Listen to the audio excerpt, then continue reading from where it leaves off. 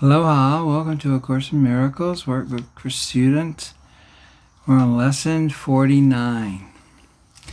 God's voice speaks to me all through the day. It is quite possible to listen to God's voice all through the day without interrupting your regular activities in any way.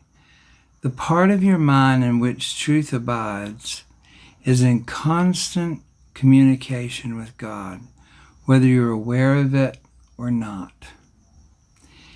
It is the other part of your mind that functions in the world and obeys the world's laws.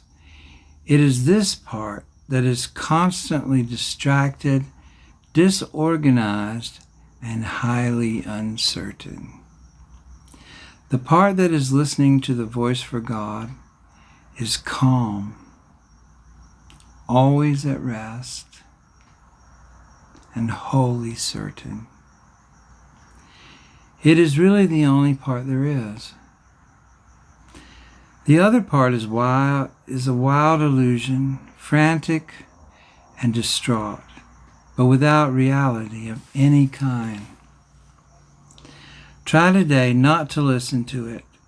Try to identify with the part of your mind where stillness and peace reign forever. Try to hear God's voice call to you lovingly, reminding you that your Creator has not forgotten His Son. So that's the lesson 49. God's voice speaks to me all through the day. Now, I just want to kind of mention here that if you'll notice, it didn't really say that we hear God's voice speaking to us throughout all the day. It says God's voice speaks to us throughout all the day.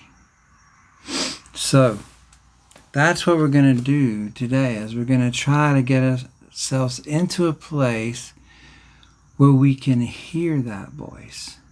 Because it says in this section, it says there's two parts of our mind. There's the right mind, and then there's the wrong mind. The wrong mind as in the wrong part of the mind that most of us identify with, the part of the mind that believes in separation, the part of the mind that identifies with the ego.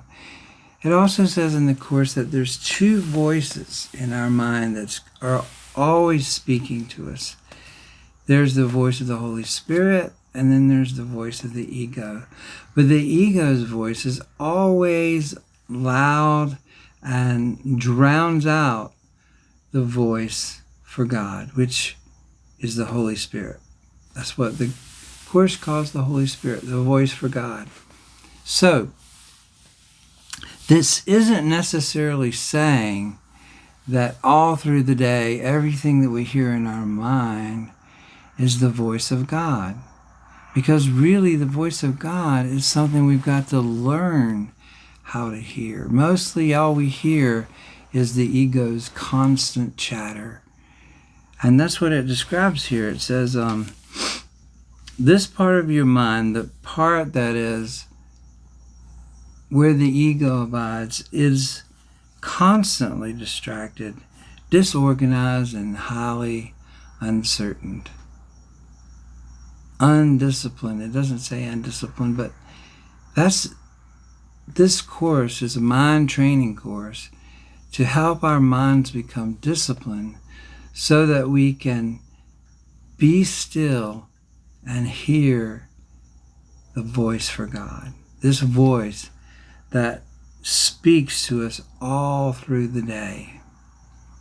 So, there's a lot of people that say, well, God told me this and God told me that. And I'm always like, they're always saying things that God told them. But in the Course's version of things, I'm not saying those people are not hearing from God, but I'm just saying the Course doesn't teach that is the case unless you really have learned how to hear this voice. Otherwise, the voice that we're probably hearing until we get to that place is really just the ego's voice. We might think it's the voice of God. But I just want to say that, because we need to be a little bit discerning about the voices that we hear in our mind. And we're really used to hearing the voice of the ego, but we're not used to hearing the voice for God. But it is speaking to us all throughout the day, is what it's saying. And so it said we will need at least 4 or 5 minute practice periods today, and more if possible. So if you're not busy and you find these times of being still and listening and trying to sink deeper and deeper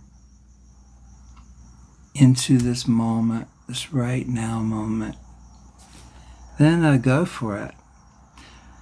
We will actually try to hear God's voice, reminding you of Him and of yourself.